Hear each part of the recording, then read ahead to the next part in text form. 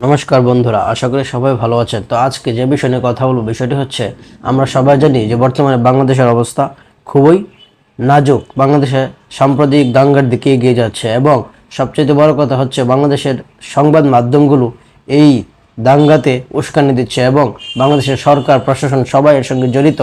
তারা চাচ্ছে বাংলাদেশে একটি ঝামেলা হোক এবং এর ফলে তারা তাদের নিজেদের ক্ষমতার আসনকে আরও পাকাপোক্ত করার চেষ্টা করছে। কিন্তু আমি সমস্ত সনাতন ধর্মাবলম্বীদেরকে বলতে চাই, আপনারা অন্যায়ভাবে কারোর উপর হামলা করবেন না, আইন নিজের হাতে তুলে দেবেন না এবং অন্যের ধর্মীয় উপাসনালয় বা ধর্মীয় ব্যক্তিত্বদেরকে কোনোরকম কোনো বাজে কথা বলবেন না, কারোর সঙ্গে কোনোরূপ বিরূপ আচরণ করবেন না।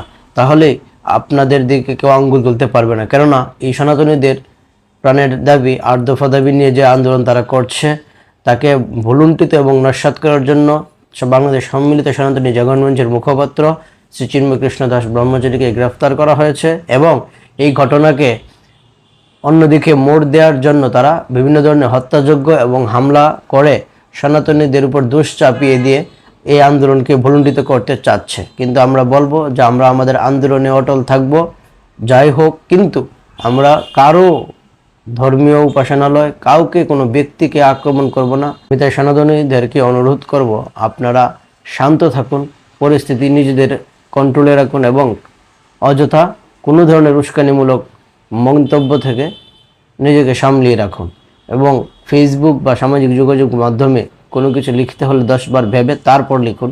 শুধু শুধু অন্যায়ভাবে বা কোনো গুজব ছড়িয়ে দেবেন না, যাতে করে আপনার এবং আপনার পরিবার সহ সনাতন ধর্মাবলম্বীদের উপর কোনো রকম কোনো আঘাত আসে। তাহলে আমরা আমাদের আন্দোলনে সফল হব এবং আমরা চাই যে চিন্ময় কৃষ্ণ ব্রহ্মচারীকে অবিলম্বে মুক্তি দেওয়া হোক। আপনারা বাংলাদেশের সংবাদ মাধ্যমের কথা কখনোই বিশ্বাস করবেন না, কারণ এরা চাচ্ছেই যে বাংলাদেশে একটি সাম্প্রদায়িক দাঙ্গা লাগুক।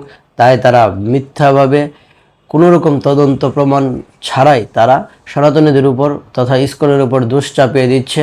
বলছে ইসকন হত্যা করেছে, ইসকন এই করেছে, ইসকন সেই করেছে। সনাতনীদের উপর, সাধারণ সনাতনীদের উপরে তারা নির্লজ্জের মতো দোষ চাপাচ্ছে। তাই এই সমস্ত হলুদ মিডিয়ার কথা আপনারা বিশ্বাস করবেন না এবং নিজেদেরকে সংযত রাখুন, নিজেদের আন্দোলনের লক্ষ্য ঠিক রাখুন। তো আমি আশা করবো আপনারা আমার কথাগুলোকে মনোযোগ দিয়ে শুনবেন এবং সেই অনুযায়ী বিচার করবেন। তো আজকে এই পর্যন্তই, কথা হবে পরবর্তী এপিসোডে। সেই পর্যন্ত ভালো থাকুন। ধন্যবাদ সবাইকে। নমস্কার। ওম শাম।